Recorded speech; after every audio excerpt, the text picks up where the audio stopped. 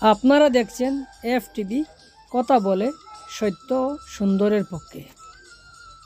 আমরা এখন মহামান্য রাষ্ট্রপতির কাছে যাব, যে এই ইন্টারিম গভর্নমেন্ট ফর্মের ব্যাপারে ওনার সাথে আলাপ আলোচনা করে আমরা একটা ইন্টারিম গভর্নমেন্ট ফর্ম করে দেশ পরিচালনা করব। আমি আপনাদের কথা দিচ্ছি, সমস্ত হত্যা, সমস্ত অন্যায়ের বিচার আমরা করব। আপনারা সেনাবাহিনীর প্রতি আস্থা রাখেন, সশস্ত্র বাহিনীর প্রতি আস্থা রাখেন। আমি সমস্ত দায়িত্ব নিচ্ছি, আপনাদের জানমাল, এবং আপনাদেরকে আমি কথা দিচ্ছি যে আপনারা আশাহত হবেন না। ইনশাল্লাহ আপনাদের যত দাবি আছে সেই দাবিগুলো আমরা পূরণ করব এবং দেশে একটা শান্তি শৃঙ্খলা ফিরিয়ে নিয়ে আসব। আপনারা আমার সাথে সহযোগিতা করেন, দয়া করে আর এই ভাঙচুর, হত্যা, মারামারি, সংঘর্ষ এগুলো থেকে বিরত হন। আমি নিশ্চিত যে আপনারা যদি আমার কথা মতো চলেন, আমাদের সাথে যদি একসাথে যদি কাজ করি আমরা, নিঃসন্দেহে আমরা একটা সুন্দর পরিণতির দিকে আমরা অগ্রসর হতে পারব। আপনারা দয়া করে আমাকে সাহায্য করেন। মারামারি করে এই সংঘাতের মাধ্যমে আমরা আর কিছু অ্যাচিভ করতে পারবো না, আর কিছু আমরা পাবো না। সুতরাং দয়া করে আপনারা সমস্ত ধ্বংসযজ্ঞ, সমস্ত অরাজকতা, সমস্ত সংঘর্ষ থেকে বিরত হন এবং ইনশাআল্লাহ আমরা সবাই মিলে একটা সুন্দর ভবিষ্যতের দিকে আমরা অগ্রসর হব।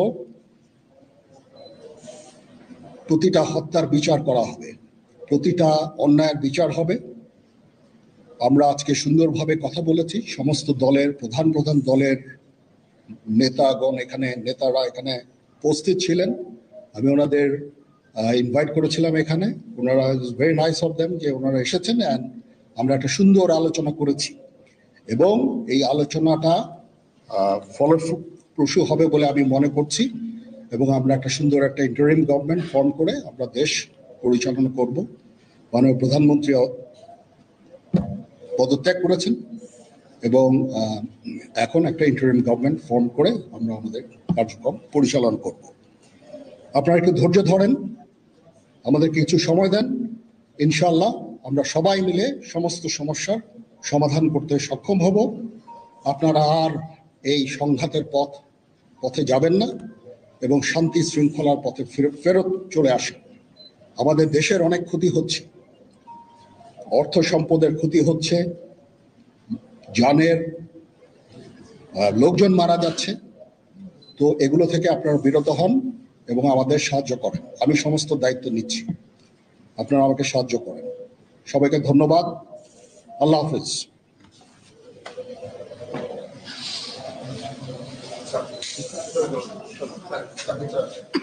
আপনারা কি কোনো প্রশ্ন করতে চান?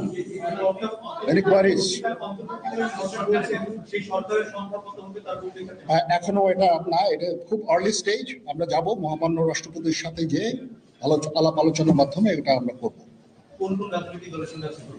আজকে এখানে জামাতের আমির ছিলেন, আমাদের বিএনপির শীর্ষস্থানীয় নেতৃবৃন্দ এখানে ছিলেন, জাতীয় পার্টির নেতৃস্থানীয় নেতৃবৃন্দ এখানে ছিলেন এবং সুশীল সমাজ, এবং এখানে ডক্টর আসিফ নজরুল উনি নিজেও ছিলেন এখানে, এবং উনি আমার সামনেই উনি সমস্ত ছাত্রদেরকে একটা সুন্দর বার্তাও দিয়েছেন এবং আমি আশা করি যে ছাত্ররা সেই বার্তা শুনে ওনার কথা, ওনাকে সবাই শ্রদ্ধা করে, ছাত্ররা শ্রদ্ধা করে, ওনার এই বার্তা শুনে তারা এই পরিস্থিতি নিয়ন্ত্রণে নিয়ে চলে আসবে এবং আমরা একটা সুন্দর একটা পরিস্থিতির দিকে আমরা এগিয়ে যাব ইনশাআল্লাহ। এখানে আওয়ামী লীগের কেউ ছিল না, আওয়ামী লীগের কেউ ছিল না। হ্যাঁ, আজকেই, বিকজ আমাদের এই সময় নাই, এটা একটা বিশেষ একটা পরিস্থিতি। আমরা আজকেই যে এই পরিস্থিতি, এটা একটা আমরা একটা নিয়ন্ত্রণ নিয়ে আসবো। সেনাবাহিনী শান্তি শৃঙ্খলা বজায় রাখার কাজ চালিয়ে যাবে এবং আপনাদের সবার দায়িত্ব, ছাত্রদের দায়িত্ব, রাজনৈতিক নেতৃবৃন্দ এবং রাজনৈতিক কর্মীদের দায়িত্ব হচ্ছে সেনাবাহিনীকে সাহায্য করা। এবং আপনারা মিডিয়ার মাধ্যমে আমাদেরকে এই যে একটু আমাদের সাহায্য করেন, সুতরাং আমরা তাহলে এই পরিস্থিতি নিয়ন্ত্রণ সহজেই নিয়ে আসতে পারব। না, যদি জিনিসটা শান্ত হয়ে যায় তাহলে আর কারফিউর কোনো প্রয়োজন নাই, কোনো জরুরি অবস্থার প্রয়োজন নাই, কোনো কারফিউর প্রয়োজন নাই, কোনো গোলাগুলির প্রয়োজন নাই। আমি আদেশ দিয়ে দিয়েছি সেনাবাহিনী কোনো গোলাগুলি করবে না, পুলিশ কোনো গোলাগুলি করবে না। আমি আশা করছি যে আমার এই বক্তব্যের পরে পরিস্থিতি উন্নতি হবে, আমরা একটা সুন্দর পরিবেশের দিকে যাচ্ছি।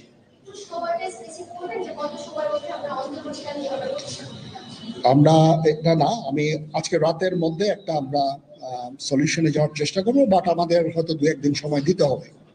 এটা আমরা এখনো এটা টু আর্লি, আমরা যাচ্ছি যে আমরা কথা বলবো মহামান্য রাষ্ট্রপতির সাথে, আমরা একটা সুন্দর সলিউশনে আমরা পৌঁছাবো।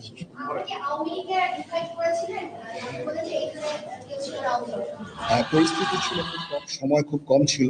আমি যাদেরকে পেয়েছি অনেককেই আমি বলেছি, সবাই হতেন, বাট প্রধান রাজনৈতিক দলের সমস্ত নেতৃস্থানীয় নেতৃবৃন্দরা এখানে ছিলেন, তাদের সাথে আমি কথা বলেছি এবং ওনারা সবাই আমাদের এই প্রস্তাবে, এই যে আমরা যে আলোচনা করছি, সবাই এটাতে রাজি হয়েছে। এখানে মমিনুল হক সাহেব ছিলেন, এখানে জামাতের আমির ছিলেন, জুনায়েদ সাকি উনি ছিলেন, তারপরে ডক্টর আসিফ নজরুল ছিলেন। আমরা সবাই মিলে এবং সবাই আমরা এটাতে একমত পোষণ করেছি।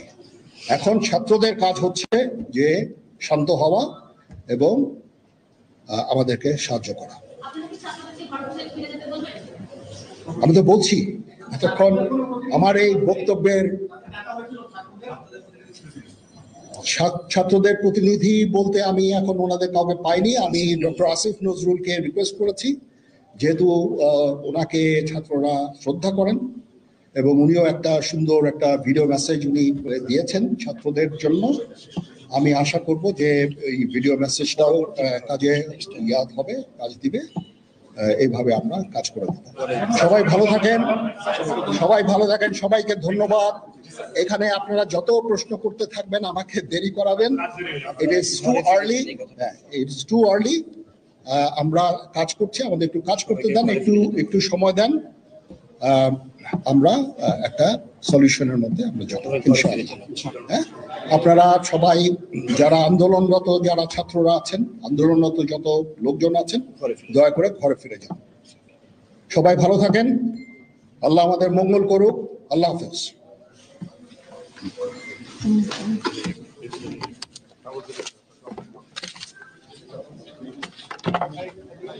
প্রশ্ন করতে থাকবেন, আমাকে দেরি করাবেন। আপনাকে সতেজ ও সুস্থ রাখতে